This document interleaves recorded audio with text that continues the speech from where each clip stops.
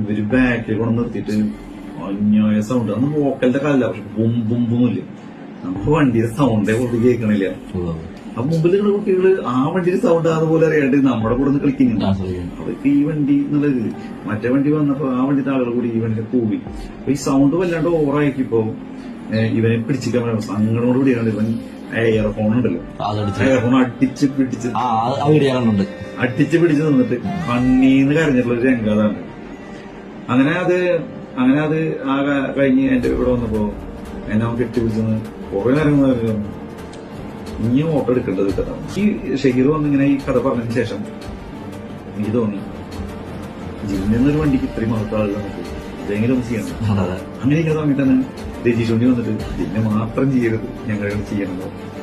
അപ്പൊ ആദ്യം ഗന്ധർവനെ ചെയ്യാനുള്ള ഒരു ഓപ്ഷനില് അവരോട്, ജിന്നെന്നുള്ള ഓപ്ഷനില് ഇവരോട്